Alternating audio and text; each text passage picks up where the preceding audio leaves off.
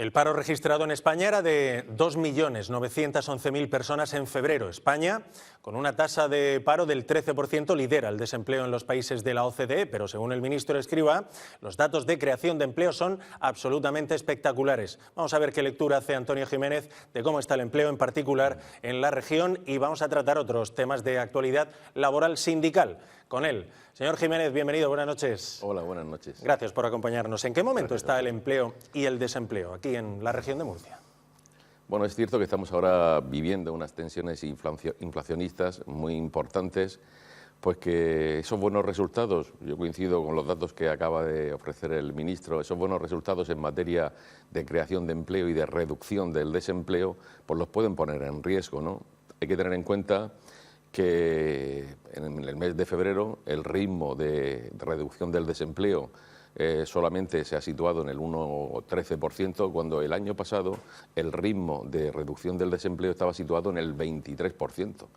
Y por el contrario, el ritmo de creación de empleo en el mes de febrero ha sido del 1,13%, cuando en el febrero del año pasado el ritmo de creación de empleo estaba aproximadamente en el 5%.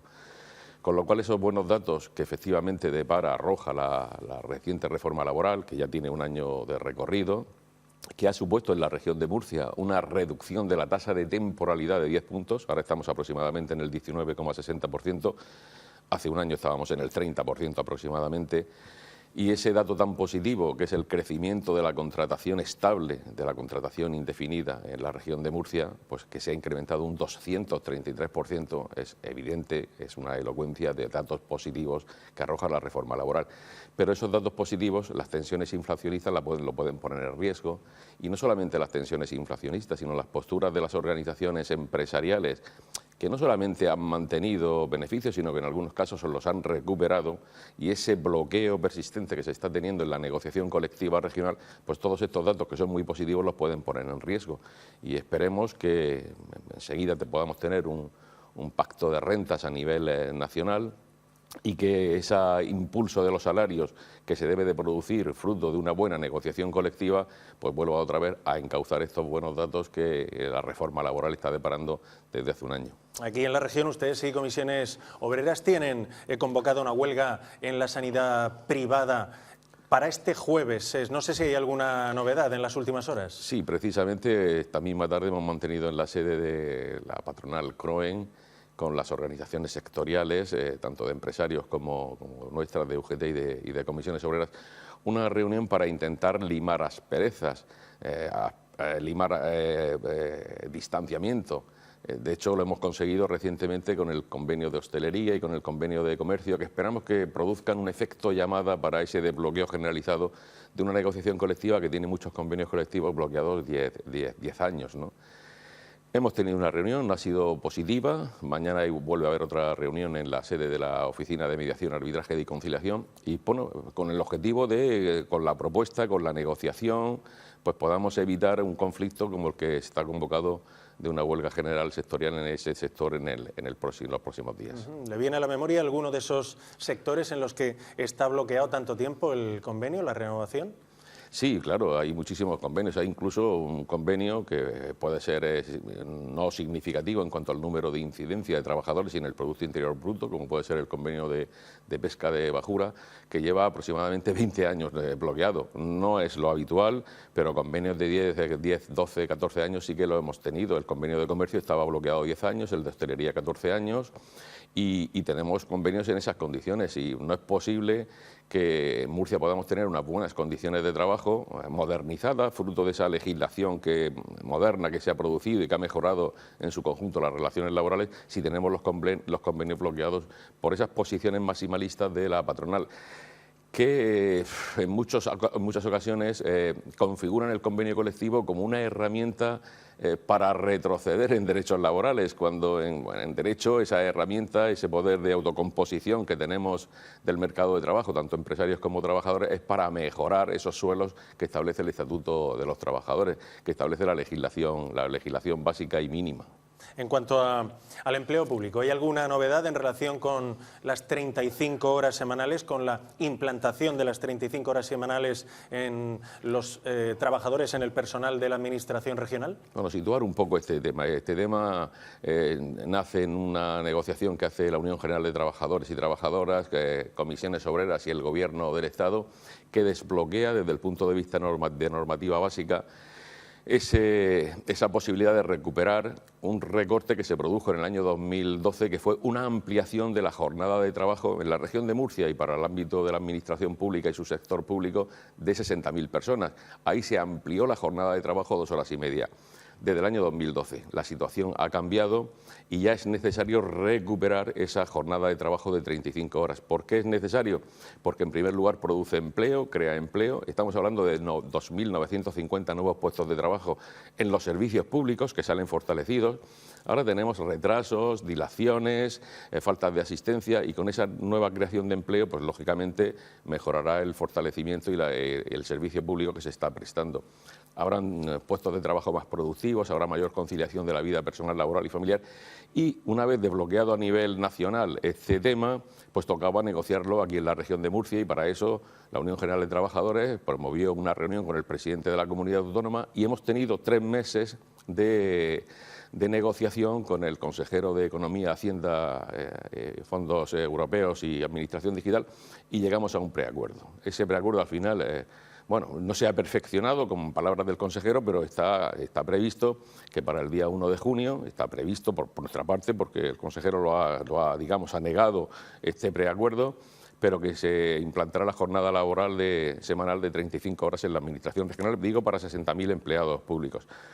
Yo creo que tiene todos esos beneficios y es necesario no solamente para el fortalecimiento de los servicios públicos, sino también, lógicamente, para esa recuperación de derechos, de ese recorte que hay que revertir, que era la ampliación de 2 horas y media de jornada de trabajo a la semana. O sea que se va a implantar. Yo confío en que se va a implantar pronto. Yo confío en que hasta ahora no se ha podido implantar. Bueno, hemos tenido un proceso electoral en la Administración regional. Ya una vez que hemos salido de ese proceso electoral, yo creo que no debe de haber, no lo había, pero no debe de haber ahora menos impedimento o todavía menos impedimento para que esa jornada se pueda implantar con efectos del día 1 de junio y por eso estamos abogando y por eso estamos trabajando. ¿Ustedes van a mantener esas movilizaciones? Sí, si no hay compromisos inequívocos en ese sentido. Nosotros hemos ya convocado movilizaciones, o estamos convocando, diseñando la convocatoria de movilizaciones, concentraciones, asambleas en los centros de trabajo y hasta una gran manifestación que se produciría si antes del día 1 de junio no existen esos compromisos inequívocos para revertir ese recorte que se produjo en el año 2012. En particular en la educación, los sindicatos preparan también un calendario de protestas para después de las vacaciones, ¿verdad? Sí, por la misma razón y de la misma naturaleza. En la educación también tenemos que mejorar la calidad del servicio público, reducir las ratios, dotar de mayores infraestructuras, mejorar las condiciones en su conjunto de más de 20.000 trabajadores en la región de Murcia y por eso tenemos convocadas también, por la misma naturaleza, esas movilizaciones. Vamos a hablar de algo de lo que hablaba el ministro esta tarde en el Senado. ¿Se ha reforzado el sistema de pensiones con este último acuerdo que han alcanzado ustedes, los sindicatos UGT y comisiones obreras, con el Gobierno de España?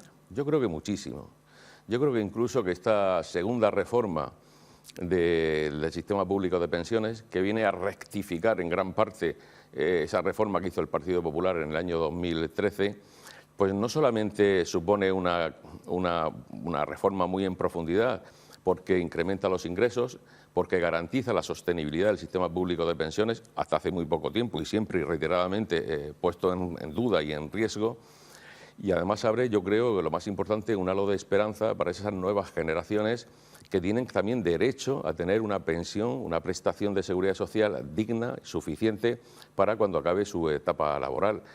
Estamos hablando de una reforma que proyecta una sostenibilidad del sistema público de pensiones, reforzando sus ingresos, mejorando incluso las pensiones hasta el año por lo menos 2050. Y eso realmente es un hecho, es un hito realmente significativo y muy importante para el conjunto de los ciudadanos y ciudadanas de este país, que tienen que tener una protección social suficiente. Yo creo que esta reforma, que es una segunda parte de del acuerdo que hemos suscrito sindicatos y gobierno del Estado, yo creo que es importantísimo desde esa perspectiva. Se aumentan las bases de cotización, se aumentan las pensiones máximas y se aumentan las pensiones mínimas que van a tener un suelo garantizado. Yo creo que la reforma es espléndida desde el punto de vista de la sostenibilidad del sistema público de pensiones. ¿Habrá que seguir haciendo reformas en los próximos años? Siempre hay que ir adaptándose a las circunstancias. Hay que tener en cuenta la cohorte de personas que van generando derechos y que tienen derecho a las prestaciones y a tener pensiones suficientemente dotadas, y siempre habrá que estar haciendo reformas, pero esta es muy significativa, muy importante y con una larga proyección. Y otra cosa, estos días estamos viendo lo que está pasando en Francia o en Alemania, ¿no? Y en España, ¿qué pasa? ¿Cómo es que están tan tranquilos? Alguien se preguntará, ¿no? ¿Cómo es que están tan tranquilos los sindicatos? Alguno dirá, están como mansos, ¿no? ¿A qué se debe este comportamiento aquí y el comportamiento en otros países como Francia o Alemania? No, pero eso no es así, porque es que nosotros desde el año 2013 estamos haciendo propuestas y estamos haciendo reivindicaciones, estamos manifestándonos en la calle, estamos haciendo movilizaciones en su conjunto, ruedas de prensa, dinamizando, haciendo informes, proponiendo a los gobiernos cambios normativos y cambios legislativos para mejorar el sistema público de pensiones, y nosotros no hemos cejado en ese empeño. Y al final hemos conseguido lo que hemos conseguido, que como digo es un acuerdo que tiene una proyección de 30 años y que puede garantizar ese derecho a pensiones suficientes para las próximas generaciones que estaban absolutamente desvinculadas de ese sistema público de pensiones, que es una joya de la corona que tenemos aquí en España. Pues Antonio Jiménez, secretario general de UGT Región de Murcia, un gusto como siempre, hemos puesto al día los temas más relevantes de la actualidad, lo volveremos a hacer en las próximas semanas, si le parece. Cuando os parezca bien. Un gusto como siempre.